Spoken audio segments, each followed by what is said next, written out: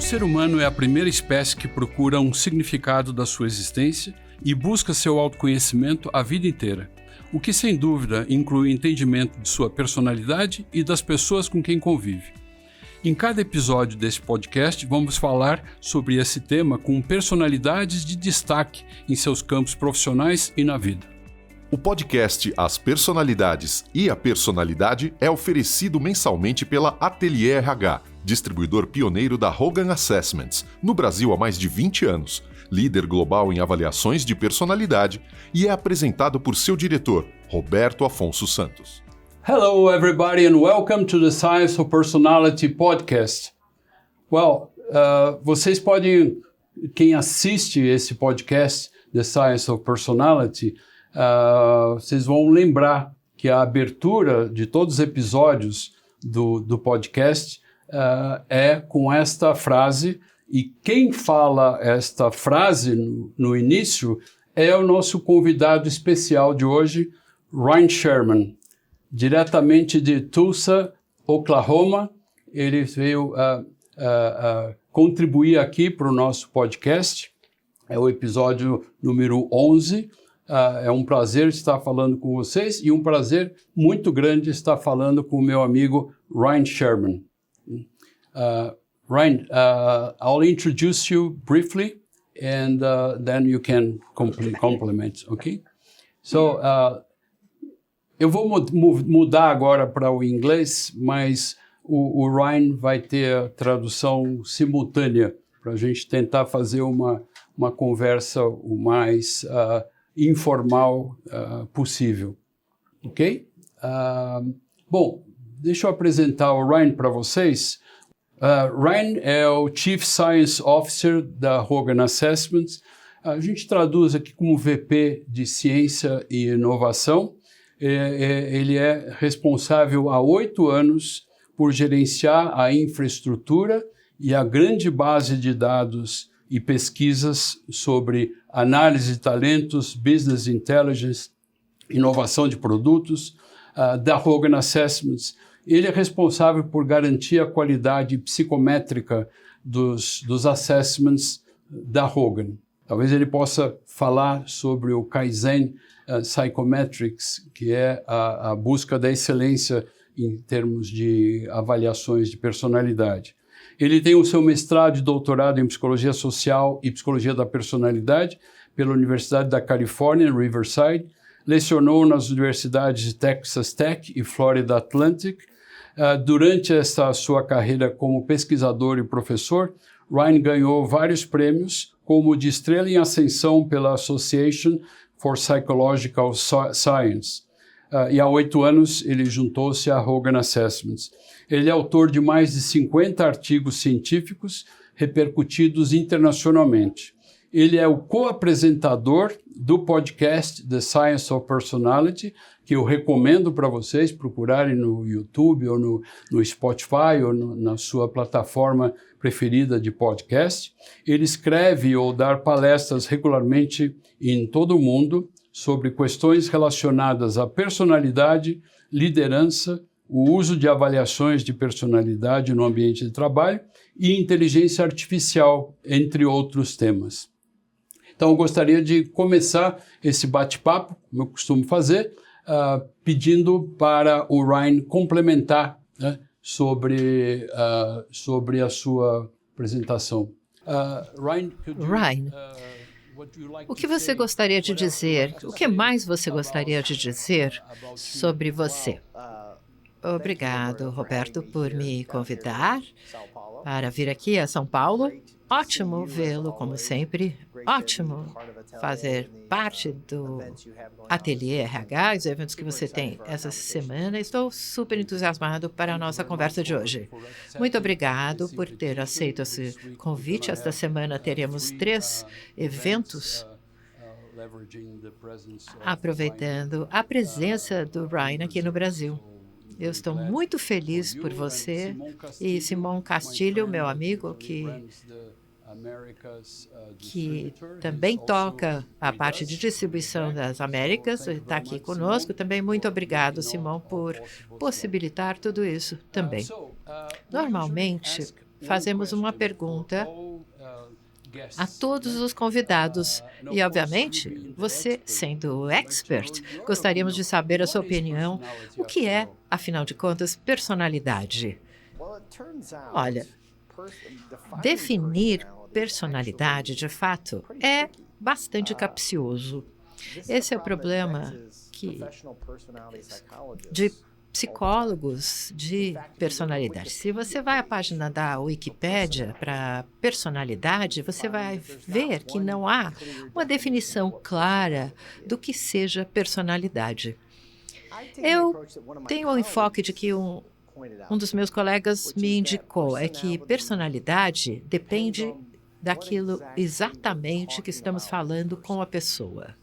Então, às vezes, personalidade são os trabalhos internos da pessoa, por exemplo, a sua formação genética. Às vezes, personalidade é a sua identidade, a pessoa que você se descreve. E, às vezes, personalidade é a sua reputação, como outras pessoas te descrevem. E a maior parte dos trabalhos que fazemos na Hogan, e o trabalho que eu foco sempre, eu enfatizo esse terceiro componente, a parte de reputação, que é a parte que é mais adequada da personalidade, que é a personalidade que é mostrada no nosso dia a dia, que tem o maior impacto nos seus resultados e é mais estável. Quando você fala sobre identidade, quando nos descrevemos, é muito dependente de como você se sente naquele dia, ou propósito de fazer uma entrevista, ou você está se candidatando ao emprego. Você muda a identidade quando você se descreve, mas quando você fala da personalidade do ponto de vista de reputação, temos algo que é mais estável por mais tempo. Sim, isso certamente é o caso. É mais estável do que identidades. Você pode mudar a sua identidade rapidamente, se você quiser. Genética é uma coisa bastante estável também. Porém, acho que quando falamos sobre a parte funcional, a personalidade do dia a dia, falando de reputação é algo muito estável, são difíceis de mudar. Então, eu acho que é um dos problemas principais que vemos pesquisadores de personalidade que focam hoje o que muda na personalidade. O que isso significa? Será que mudam as personalidades? Quando você pensa na personalidade do ponto de vista de reputação, na verdade, ela é mutável, mas é desafiador mudá-la, se você fizer o esforço, claro. Identidade, quando eu explico isso em workshops de certificação e outros lugares, não é que a identidade não seja importante, mas quando você pensa sobre usar uma avaliação de personalidade no local de trabalho para tomar decisões sobre as pessoas, você tem algo, é um objeto em movimento, essa identidade. Você concorda com isso? Sim. Claro, as pessoas colocam identidades diferentes quando estão solicitando um emprego, como numa entrevista de emprego. Você vai tentar se mostrar o melhor possível. Quando a pessoa faz uma avaliação de personalidade, há muita confusão na avaliação de personalidade. As pessoas acham que a avaliação de personalidade é como um exame de sangue, que mede algumas coisas lá profundamente em você, mas de fato não é. Uma avaliação de personalidade mede o você que você tenta contar para nós que você é. Quando a pessoa faz uma avaliação, tem aqui uma alegação sobre a sua personalidade, de quem são. O que nós fazemos é que pegamos essas alegações e traduzimos em reputação, entendendo que as pessoas que fazem essas alegações sobre si aparecem dessa forma no trabalho. Ótimo. Então, falando aqui das avaliações, não todos no nosso público são especialistas da Hogan ou certificados pela Hogan. Falamos das 3 avaliações centrais da avaliação: HPI, Hogan Personality Inventory, o HDS, o Hogan Development Survey, e o MVPI, que é o inventário que nós temos aqui de avaliação. São as 3 avaliações. O que eu gostaria de ouvir de você, então, que tipo de definição você tem? 24? Pois, se alguém perguntar, o que você diria sobre essas avaliações do Hogan? O que eles são? O que elas medem? Qual é o seu predileto, digamos assim? A beleza das nossas avaliações é que captam a totalidade das pessoas em pouco tempo. Em 45 minutos, podemos captar todas as diferenças importantes individuais sobre você, do ponto de vista psicológico.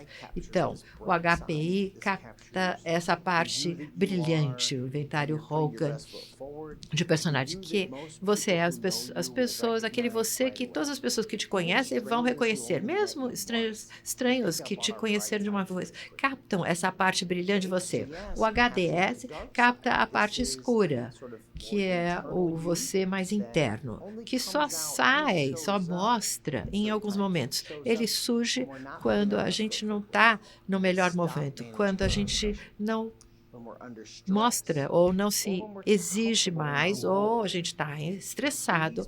Então, essas partes podem surgir e isso nos coloca a uma falha na carreira, não atingir o nosso potencial total de carreira. A última parte é o nosso interno, direcionado porque pelos aquele inventário de preferências, de motivos e preferências. Então, o MVPI. Então, o que nos impulsiona? O que vamos gostar na nossa carreira, nos nossos empregos? O que a gente vai gostar de fazer? Que valores nós temos?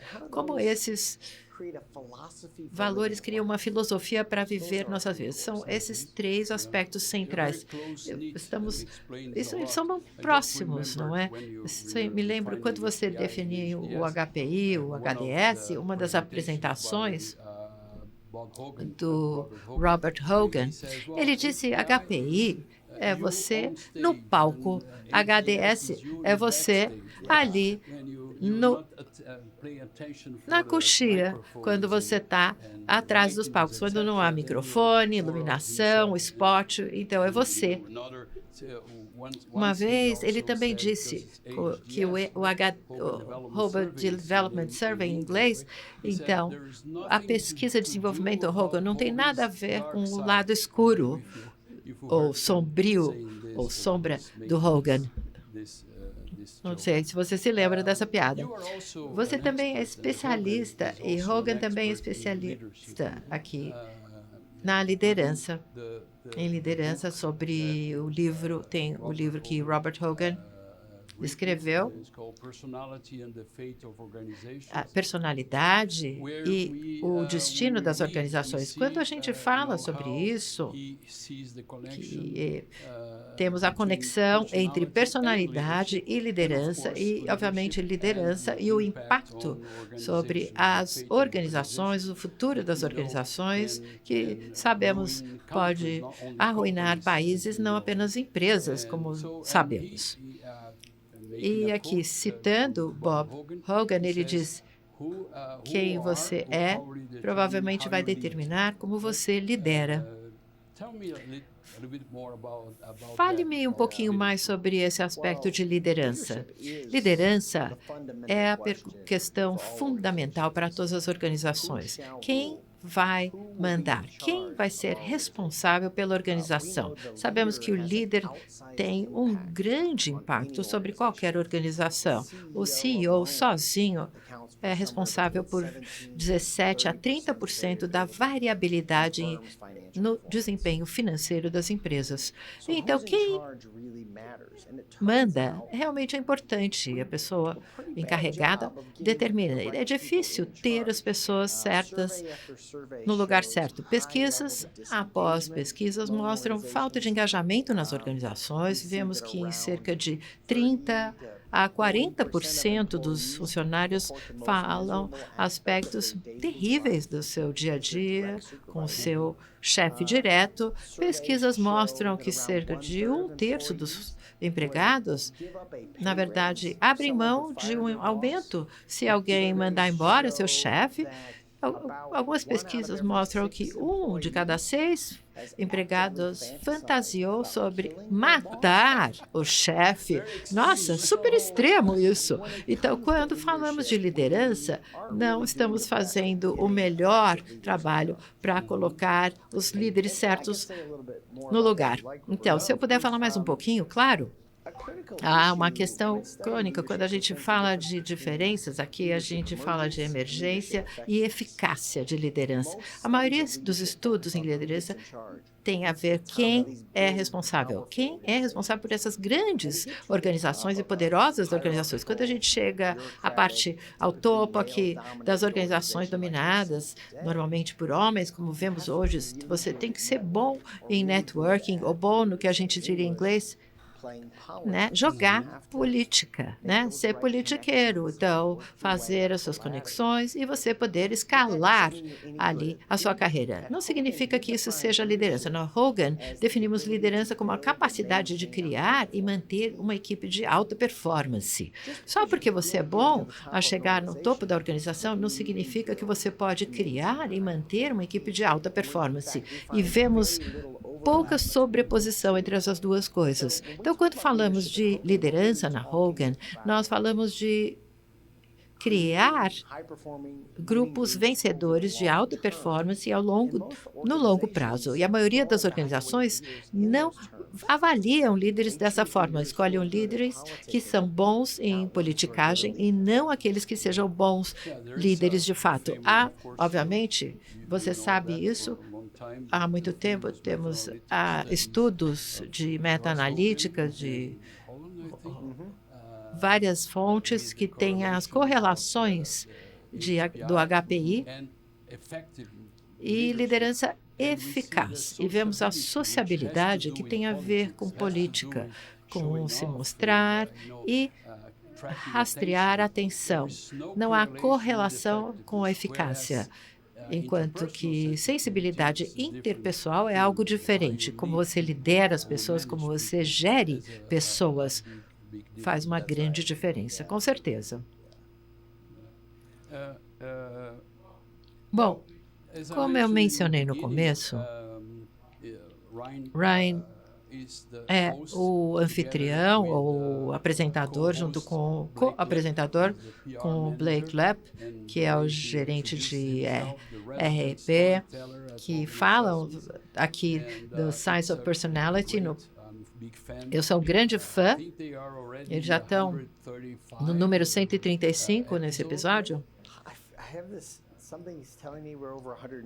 Eu estou achando que a gente está acima já passamos a marca dos 150, mas eu não tenho certeza. Essa é a sensação, com certeza.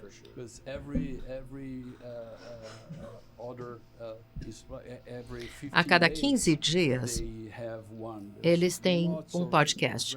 Há muitos assuntos super interessantes. Normalmente, Ryan e Blake entrevistam alguém especialista na área. E eu convido vocês a buscarem e procurarem o Science of Personality, esse podcast. Minha pergunta para você hoje é um pouquinho mais pessoal. Quais são os 3 episódios que você se lembra, os seus prediletos? Porque 150 são muitos. Sem minimizar outros episódios. Mas o que vem em mente como os 3 principais? Veja. A gente teve muita sorte, tivemos convidados fantásticos ao longo dos anos, nosso podcast, ótimos episódios, ótimos assuntos. Eu acho que o nosso podcast são um pouquinho uma biblioteca de conhecimento, que nós salvamos essas partes de conhecimento, trouxemos incríveis experts sobre suas áreas. Nós temos essa biblioteca de conteúdo que é algo fantástico. Uma coisa que eu vou dizer sobre o podcast, que eu acho que é fantástica, que, diferentemente da maioria das séries, que você tem que seguir uma ordem linear, esse nosso podcast você não precisa. Se tem um tópico que você tem interesse, você encontrar esses episódios, busque esses episódios e ouça aqueles que têm maior impacto para você nesse momento. Então, é difícil para mim escolher os meus favoritos ou prediletos. Então, eu vou dizer o seguinte, eu vou escolher 3 episódios em que eu aprendi mais, nos quais eu aprendi mais. Não necessariamente são aqueles em que eu falei mais, mas certamente foram aqueles que me ensinaram mais. Um dos meus episódios prediletos são aquele de Catherine Page Harden. Ela fala de genética da personalidade. Foi muito informativo entender de onde são as raízes, de onde vêm as raízes da personalidade, que é alguma coisa genética. Há muita confusão sobre genética. Genética é como temperamento da pessoa, então vem junto, que vem com a pessoa, não é? Veja, aqui tem a coisa curiosa e engraçada sobre isso. Há muitas pesquisas sobre estudos de gêmeos. Esses estudos mostram que 50% da variabilidade da personalidade é herdada, é genética. Então, significa que você tem esses comportamentos que surgem, que vêm dos seus pais. Mas isso é bem confuso, porque não é exatamente dos seus pais. Então, quando a gente fala 50% herdável, significa que duas pessoas com a mesma constituição genética vão se sobrepor. Duas pessoas com metade dessa configuração genética vão ter a configuração ou o comportamento pela metade. O que você é muito determinado pelo nascimento, mas não significa que você será como seus pais. A correlação entre pais e filhos e suas personalidades é relativamente baixa. De um negativo 1, vai de 1 a 0,1 ou 0,2. É uma correlação baixa considerando o impacto da genética. O que isso significa é que alguma coisa acontece durante a gestação que a gente não entende, não entendemos como temos aqui a configuração genética de personalidade e não sabemos como esses genes se misturam para criar aquela pessoa que nós somos. Eu acho que esse é um dos meus episódios prediletos. Eu não me lembro se eu ouvi, mas eu certamente vou procurá-lo depois de amanhã. Foi um dos primeiros, eu me lembro. Um outro dos meus episódios prediletos foi mais recente, sobre psicologia do sono. Nosso convidado era Slayton Chrisan. É um episódio fantástico que fala exatamente sobre como o sono impacta a sua psicologia, como impacta todas as coisas, seu tempo de reação, suas atitudes, seus movimentos. Para mim, isso se torna importante, como eu viajo pelo mundo, em zonas de tempo, ou tenho fusos horários diferentes, como as coisas podem afetar a sua vida. Então, Slayton fez um trabalho fantástico com militares, de forças especiais, que têm que viajar em muitos fusos horários e têm que trabalhar e performar com grandes intensidades em situações difíceis, em que frações de segundos de reação podem ser a diferença entre vida e morte. Então, aprender mais sobre como o sono afeta o nosso comportamento foi muito interessante. A nossa personalidade, claro. Meu terceiro episódio que eu aprendi muito foi, provavelmente, teve um título ruim, chamamos A Personalidade de Serial Killers, com a doutora Catherine Ramsland, especialista em serial killers. O título era um pouco equivocado, porque uma das coisas que aprendemos é que não há perfil de personalidade para serial killers. Não há um conjunto de características específicas de um serial killer. Então, eu pessoalmente aprendi muitíssimo dela nesse episódio sobre os tipos de comportamentos e ações que vemos com serial killers, como definimos um serial killer. E ela passou muito tempo entrevistando serial killers condenados, escrevendo livros sobre eles e sobre sua história. Então, é um episódio fascinante. Eu só me lembrei aqui uma coisa, que primeiro ano, ou algo assim, em 2003 ou 2004, eu li um artigo Acho que foi feito em Russell Reynolds e Hogan Assessments, e que correlacionava e falavam sobre perfis de pessoas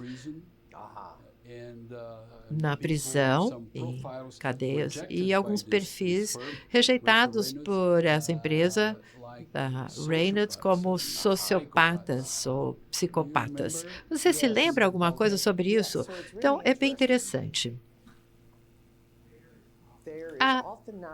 Frequentemente não há uma linha totalmente clara entre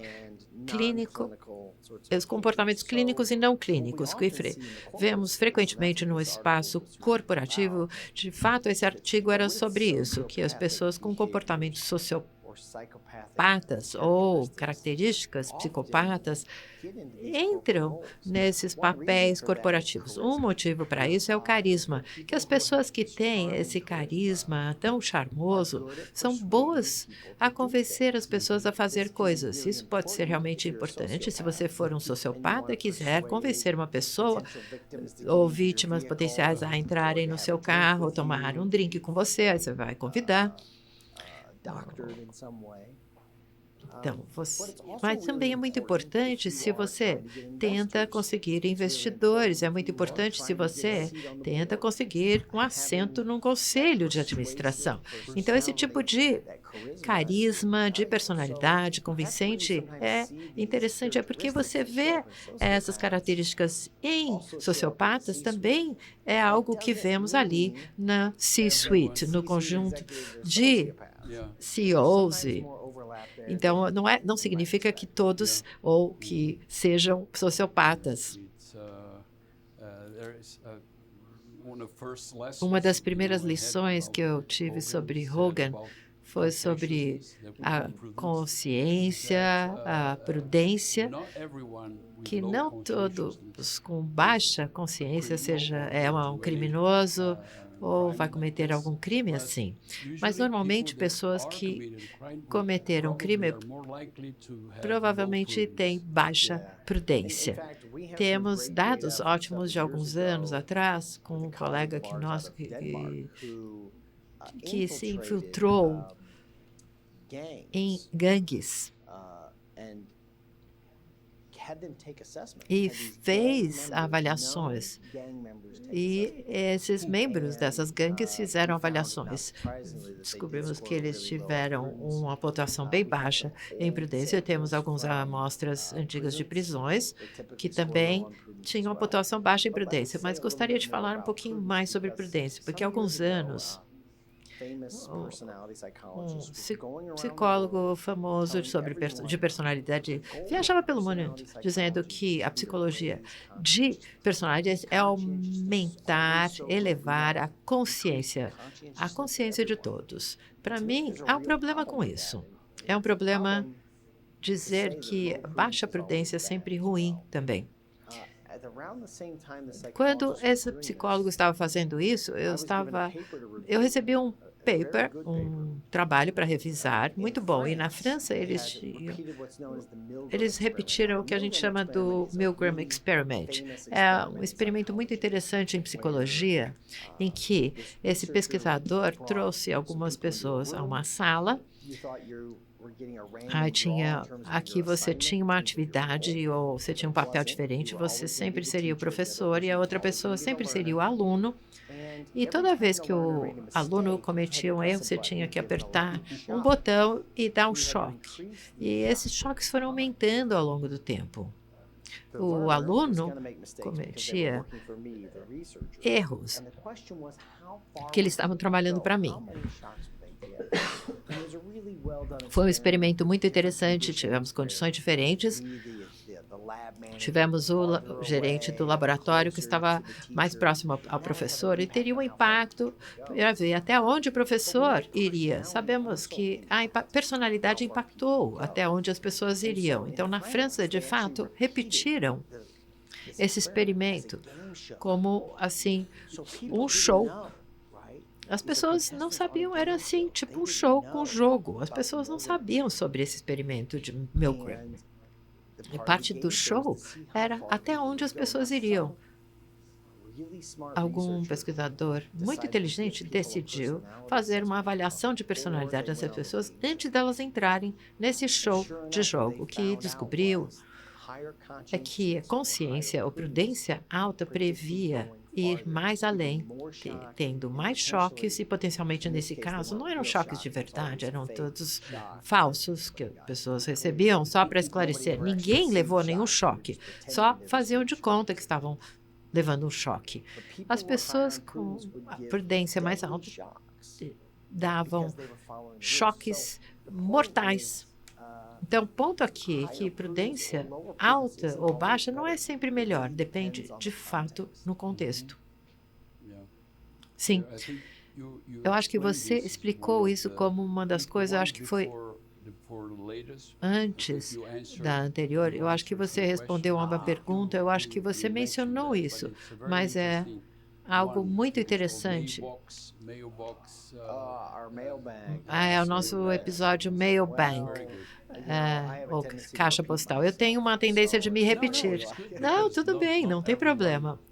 Até hoje, não todos ouviram o podcast.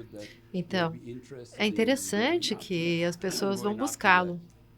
Mas veja, nós falamos sobre os 3 que você gostou e aprendeu mais. Eu acho que é um bom critério a se usar, aqueles que você gostou mais, aqueles onde você aprendeu mais. Quais são temas que não foram ainda cobertos, que estão aqui no seu radar, ou na sua mente, que você gostaria de trazer ou tratar? Tem alguma coisa em mente? Talvez dá aqui um spoilerzinho para a gente, algo que está vindo em breve? Eu posso falar? Claro, porque estamos em outubro, temos aqui nossos episódios mais, assim, misteriosos, digamos assim, o spooky.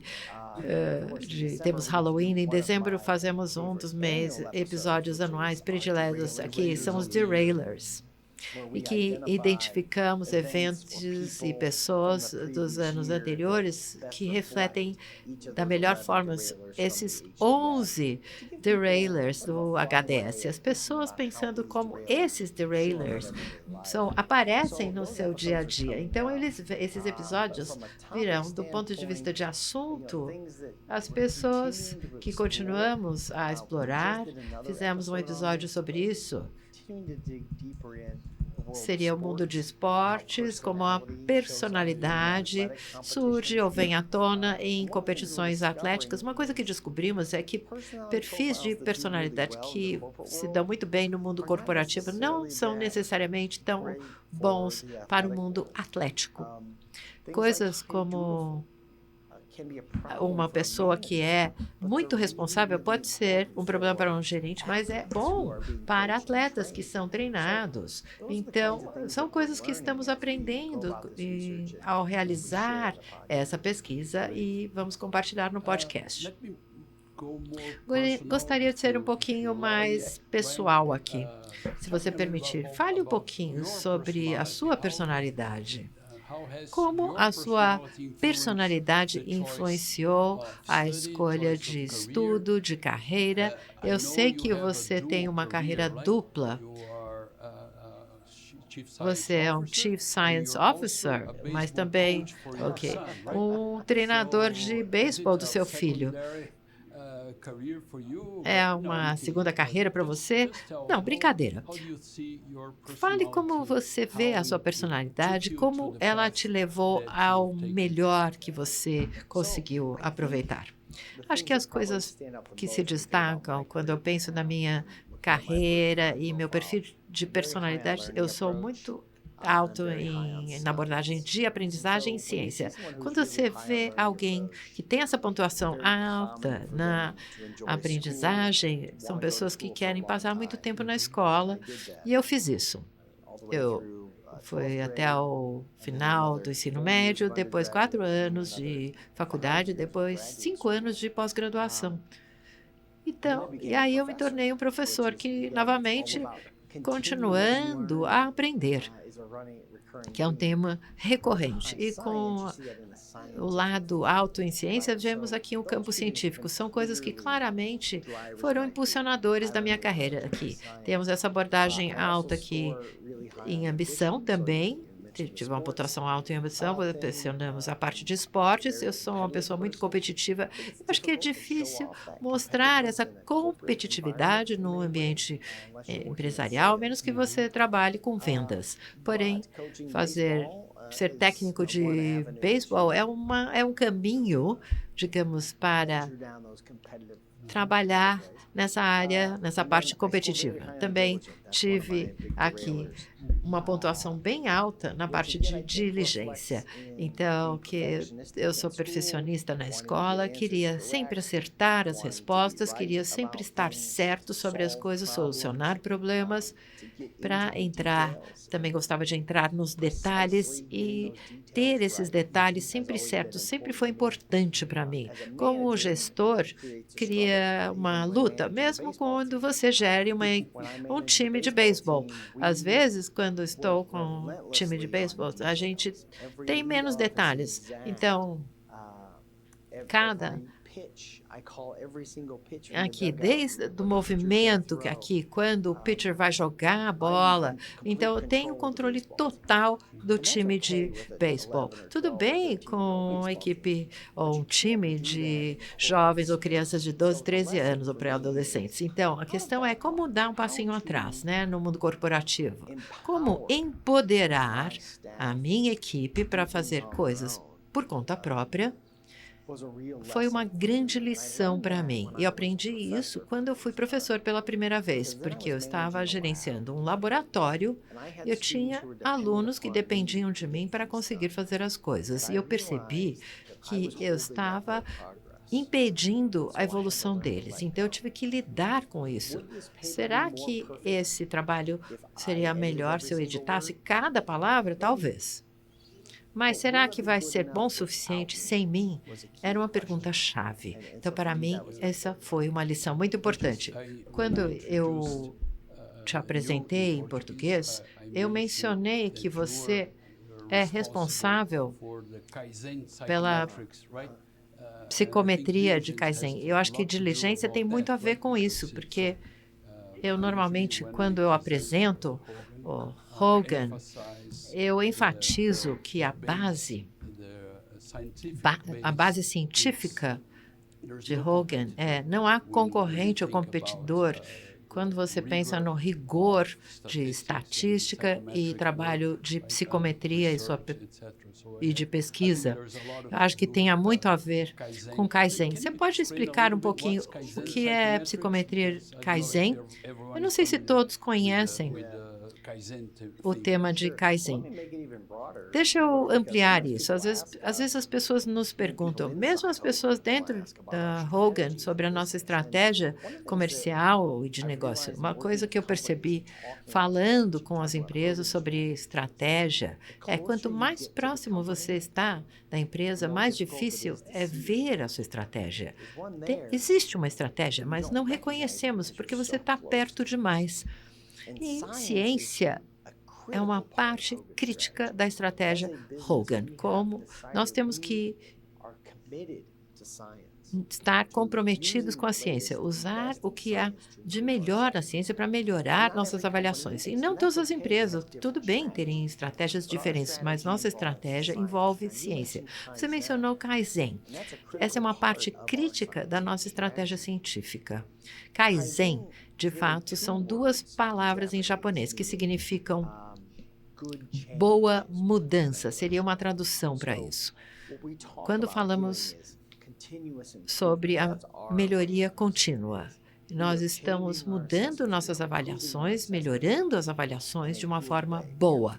Estamos continuadamente melhorando. Esse é um comprometimento que temos em toda a organização, de cima para baixo. Quando a minha equipe diz, precisamos melhorar, temos uma forma de melhorar, as pessoas falam, ótimo, a gente não vai ganhar dinheiro. Mas esse é o nosso compromisso, de fornecer a melhor ciência possível. E é isso que significa Kaizen para nós.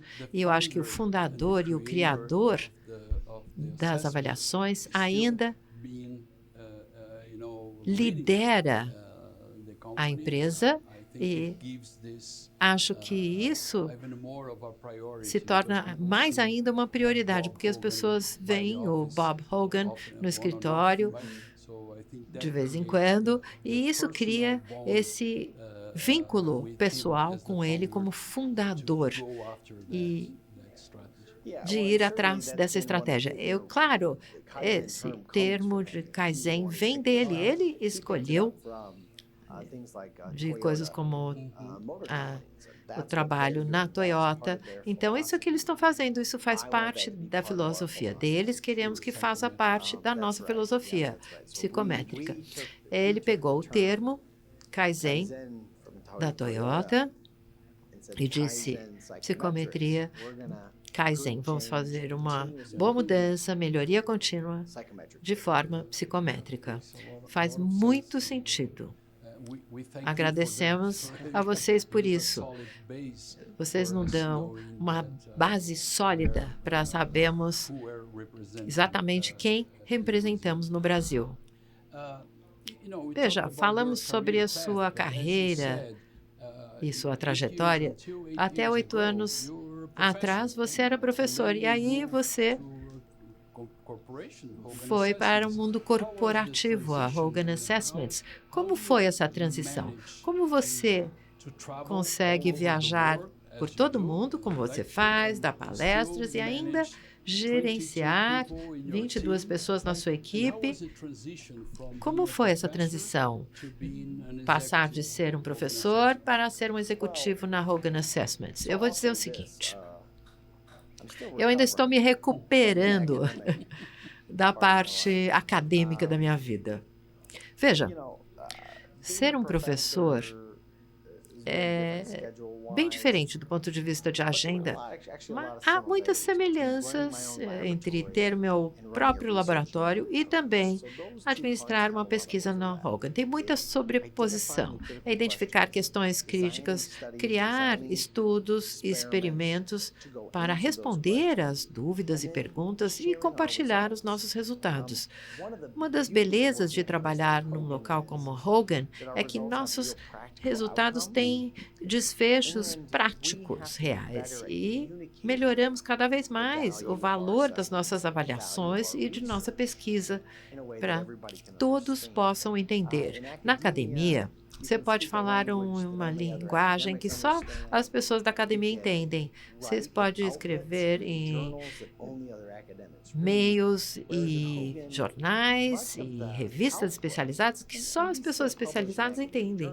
Mas a maior parte da nossa produção tem que ser consumida por pessoas que não são acadêmicas. Para mim, para nós e para mim, essa foi uma mudança muito valiosa, uma grande diferença entre o mundo acadêmico e corporativo.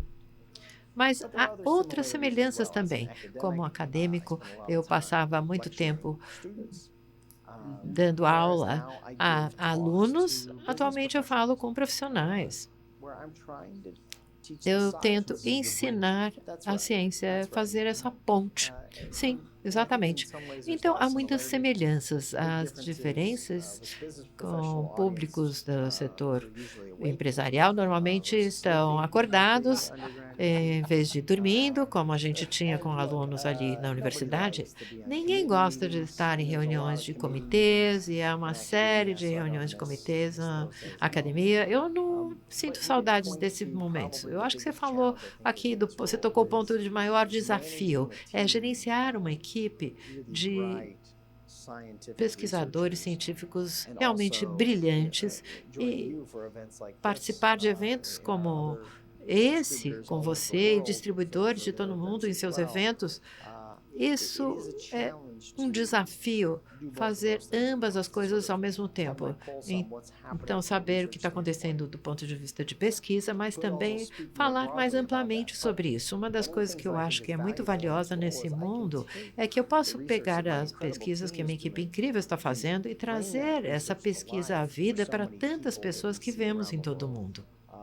Então, acho que eu recebo muito crédito pelas palestras que eu dou, mas essas pessoas, de fato, merecem muito do crédito, porque é elas que trazem essas pesquisas e fazem essas pesquisas cujos resultados eu compartilho com todos. Você traz essa abordagem de aprendizagem, a sua diligência, a sua ambição e sua iniciativa por resultados. É muito importante, você entrega tudo isso. Eu acho que Bob Hogan e eu falamos muito sobre isso, que gerir equipes diferentes requer diferentes tipos de estilos de gestão. Se eu for gerenciar ou gerir uma equipe criativa que faz filmes ou trabalha na televisão, eu gerenciaria essa equipe diferentemente do que uma equipe científica e também diferente de uma equipe de vendas. Gerenciar uma equipe científica exige permitir as pessoas explorarem, testarem as coisas, aprender das falhas, dos fracassos. Enquanto que para uma equipe de vendas, você pode criar argumentos, porque se isso se aplica, mas a maior parte é resultados, ter resultados positivos. Enquanto que quando você gerencia uma equipe científica, resultados negativos são aceitáveis. Bom, não funcionou, tudo bem. Eu acho que é uma outra parte disso também, que é o seguinte: quando você está em liderança ou gestão, você tem que entender os objetivos da equipe, o tipo de equipe que você está gerenciando e como você vai gerenciar essa equipe. Ótimo. Muito bem. Eu mencionei no início, mas Ryan tem um cronograma maluco e fantástico de viagem. Antes de vir para o Brasil, ele esteve em províncias diferentes, estados na Índia, depois na Austrália, 2 ou 3 áreas diferentes da Austrália, e entre Washington, D.C., depois Viena, na Áustria, e depois de estar conosco, ele vai viajar para o Japão, Hong Kong, China. Então, ele tem viajado por todo o mundo nos últimos 8 anos, quase. Então, da sua experiência nesses países diferentes, o que você vê em termos de cultura que nos une como seres humanos e o que nos diferencia, a diferenciação mais clara entre esses vários países e culturas? É uma pergunta ótima. Felizmente, há dados e pesquisas que eu posso utilizar também, não só experiência pessoal. Claramente, uma coisa que vemos como semelhante são essas dimensões centrais de personalidade, de valores, vemos surgindo em todo lugar. Outra coisa que vemos é que prevém os resultados diferentes. Se você for ambicioso em Tóquio, ou São Paulo, ou Mumbai, as consequências são as mesmas. Aqui, o que fica interessante é o seguinte, que às vezes o comportamento surge um pouquinho diferente. Às vezes, o comportamento ambicioso em Tóquio não vai ser como o comportamento ambicioso em São Paulo ou aquele mesmo em Mumbai. Mas aqui a ambição subjacente ainda existe, ainda tem os mesmos resultados e consequências associadas a esse comportamento. Uma coisa que nos aproxima essas mesmas dimensões são importantes em todo o mundo.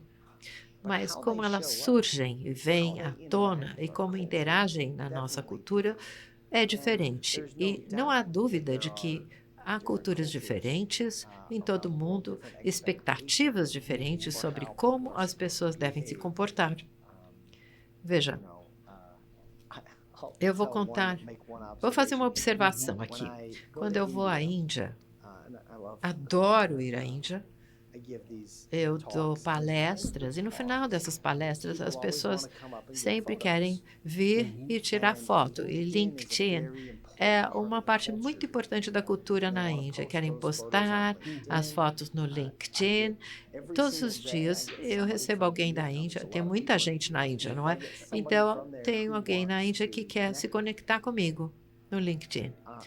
E quando eu vou para a Austrália, eu dou as mesmas palestras e ninguém quer tirar foto, ninguém quer tirar selfie comigo. Eu acho que é uma observação interessante sobre as diferenças nas culturas. O que veremos amanhã e no dia seguinte, quantas pessoas no Brasil querem tirar fotos.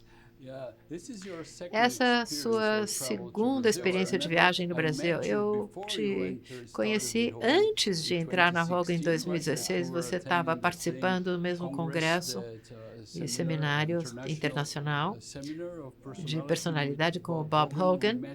Nos conhecemos em Búzios, perto do Rio, não foi? Você lembra? Sim, foi minha primeira viagem ao Brasil. Eu acho que faz mais tempo, não é? 12 anos? Acho que 2016. Tá bom, tudo bem. Ok, vou contar aqui com a tua lembrança. Então, eu peguei um voo de Miami para o Rio. Aí pegamos um ônibus que durou horas até Búzios. Búzios foi lindo. As praias maravilhosas.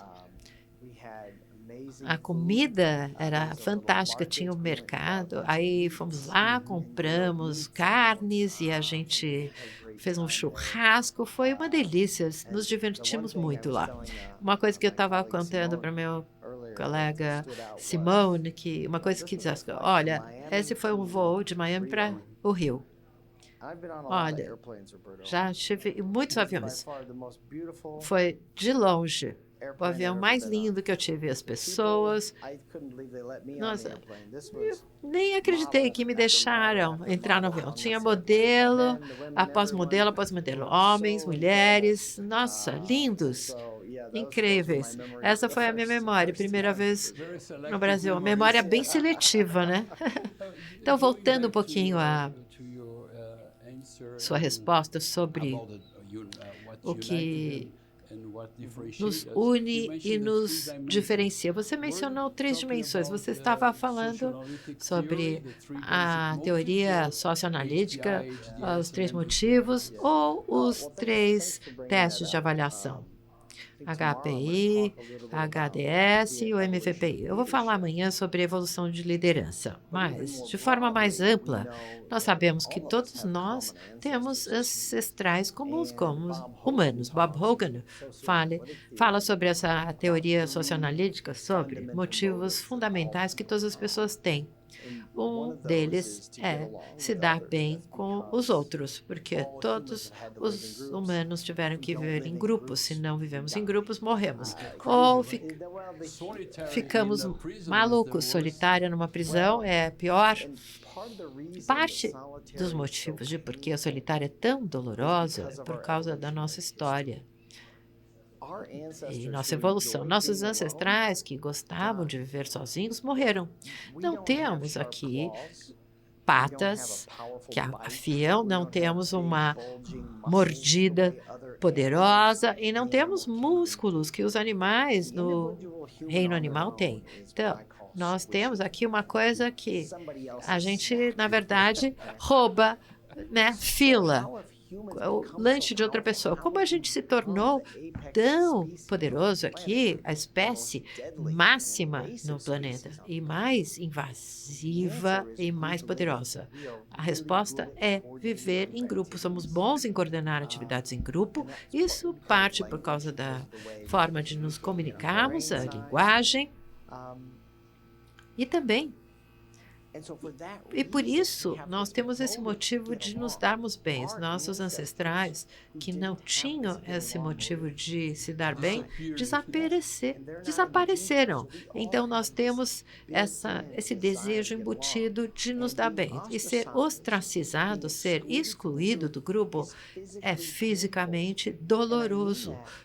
E parte do cérebro que ativa quando você tem dor física também é ativada quando você fica de fora do grupo.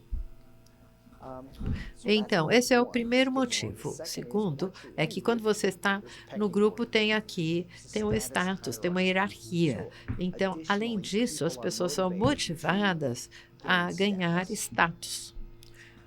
Como Bob Hogan diz, então, ir adiante. ou está mais adiante. E outra coisa que a gente vê, todas as pessoas tentando descobrir o que é a vida. Para que estamos aqui? As grandes questões da vida. Encontrar um significado, um sentido da vida. Onde vemos isso de forma mais óbvia é que todos os grupos têm religião, mesmo se não chamam de religião, alguns grupos vão dizer: bem, ciência ainda é um sistema de crença. Todos os grupos têm esses sistemas de crença que impacta os costumes, as suas normas, seus padrões de comportamento.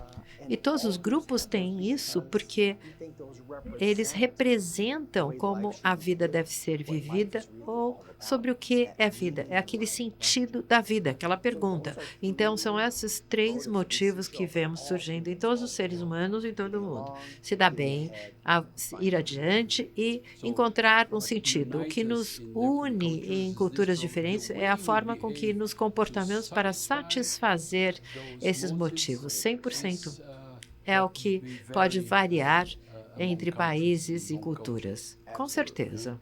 Claro. Muito bom. Muito bem. Vamos voltar.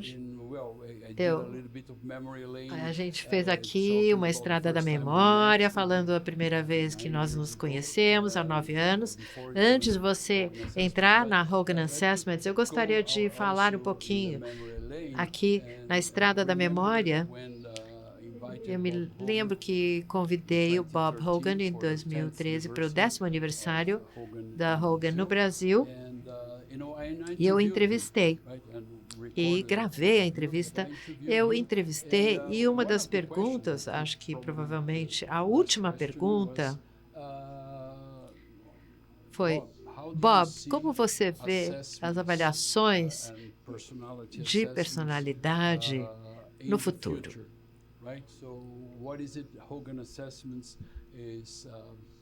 O que a Hogan Assessments prevê e o que ela está fazendo e como ela está trabalhando? E eu me lembro que ele disse, com as redes sociais e com a quantidade de dados que temos entre as pessoas em geral, é algo incrível. Há muitos dados e pontos de dados. Isso se conecta de uma forma de entender e avaliar personalidades. Não chegamos ainda lá, mas chegaremos lá quando vier e quando chegar. Isso chega a um assunto que será uma das suas palestras enquanto estiver no Brasil, que é sobre inteligência artificial, IA. Será que IA vai substituir avaliações psicológicas de personalidade?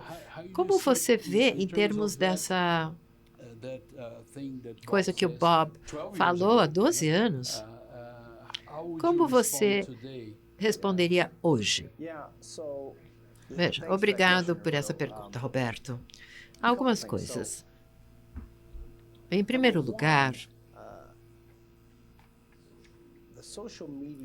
o trabalho nas redes sociais não ocorreu das formas que as pessoas achavam.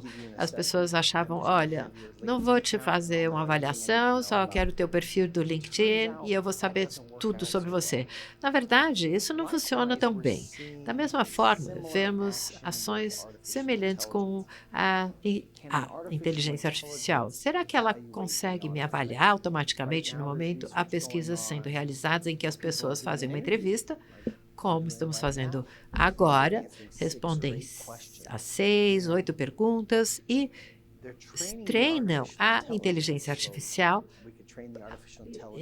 Podemos responder ou treinar a inteligência artificial para responder como eu. E aí damos ao sistema um questionário de personalidade. Você ouviu essa pessoa falando, responda perguntas por essa pessoa. O que acontece é que há alguma associação entre o que eu falo numa entrevista e como IA pontuaria no meu teste de personalidade e como eu pontuaria se eu mesmo fizesse o teste. Mas o que falta em todas essas abordagens, fundamentalmente, é a questão de validade.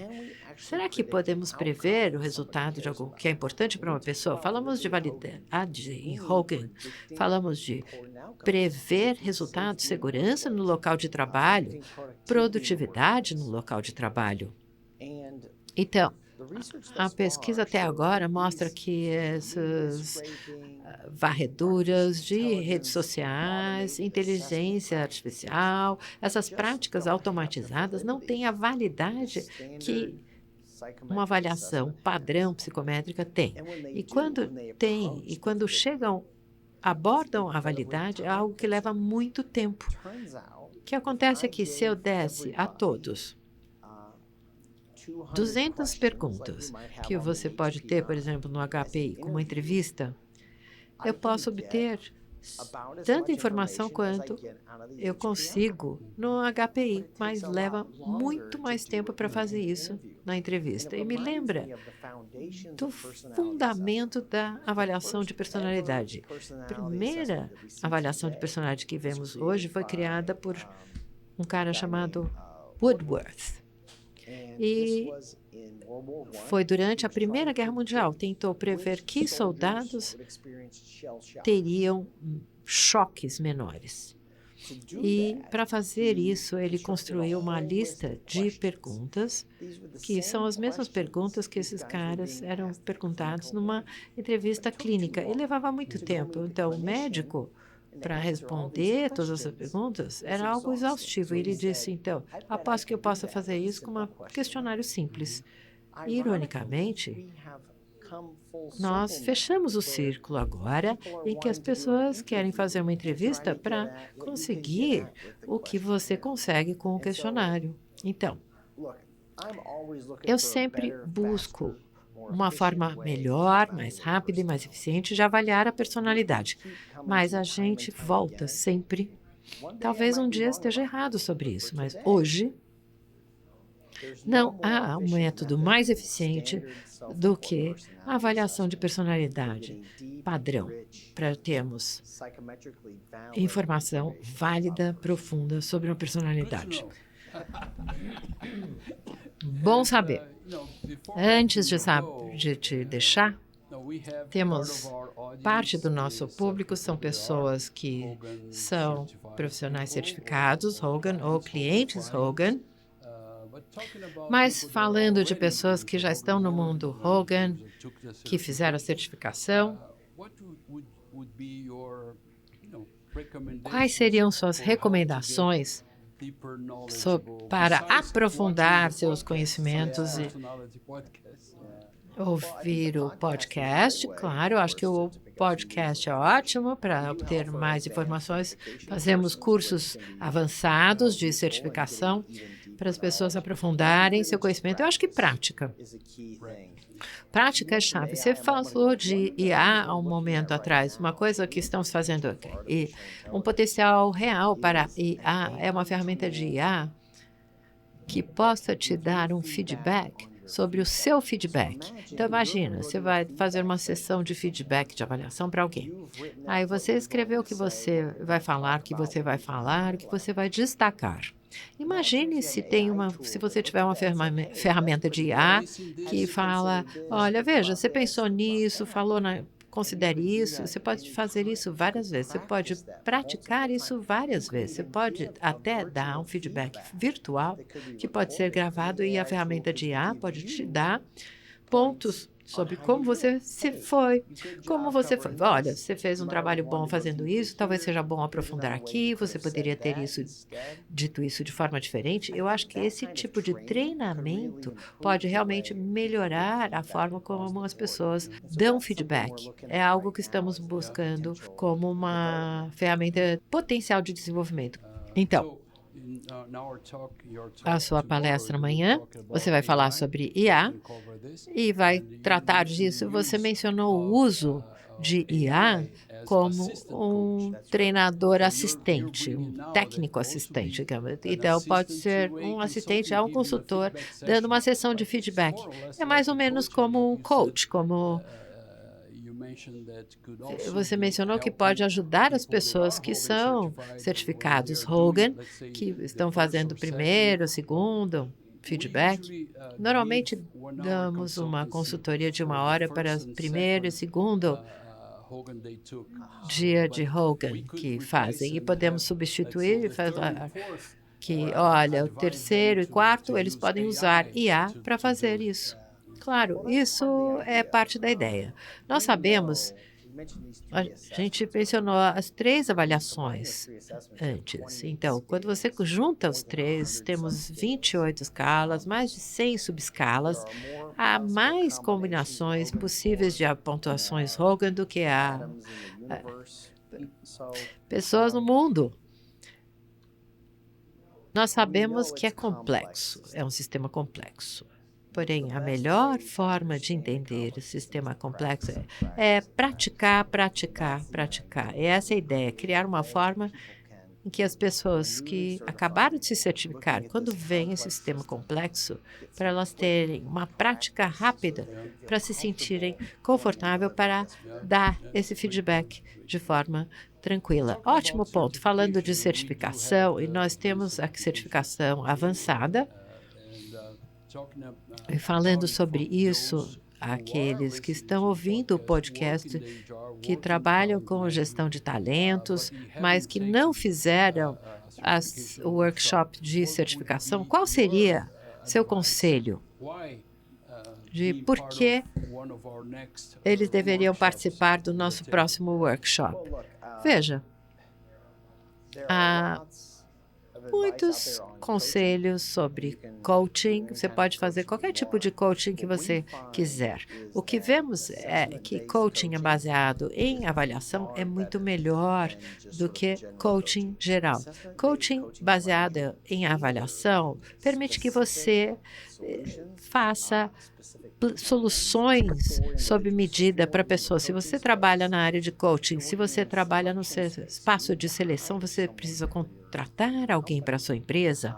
Se você trabalha no espaço de desenvolvimento de talentos, você quer que alguém chegue ao papel de liderança, você quer ter certeza sobre essas pessoas, quer entender essas pessoas de forma profunda. É preciso entender como essas pessoas vão ser no trabalho ou em um novo papel. E eu incentivaria uma pessoa a ter a certificação Hogan, porque isso te dá as chaves para fazer isso, te dá a capacidade de ter essas ideias, os insights sobre a próxima pessoa que você vai contratar, sobre como é sua atividade de coaching, sobre seus colegas do local de trabalho, como são as pessoas da sua equipe. Hogan te dá essa janela de se entender e entender os outros, que podem tornar você uma pessoa que toma melhores decisões. Perfeito. Eu acho que eu vou mandar aqui as minhas aplicações depois do podcast. Muito obrigado, Ryan. Foi uma ótima oportunidade ter você aqui visitando o Brasil, visitando São Paulo, e obrigado por ter aceito o convite de fazer parte desse podcast. Eu não espero ser tão disciplinado com 130, 140 episódios, mas veja, este certamente receberá maior atenção, não apenas porque está em inglês, não apenas no Brasil, mas acho que em todo o mundo. Eu espero que tenhamos muitas pessoas interessadas em conhecer mais sobre você e sobre a nossa conversa, que foi excelente. E se tomarmos aqui uma taça de vinho, poderíamos continuar mais 1, 2 horas. Muito obrigada, Roberta. Foi um prazer estar aqui com você. Obrigado. Este, então, é o nosso 11º episódio. Em breve anunciaremos o próximo episódio. Peço para vocês, se gostaram, dar um like no episódio, comentarem, compartilharem com outras pessoas. E até o próximo. Muito obrigado pela sua audição, por assistir a gente nesse bate-papo. Thank you.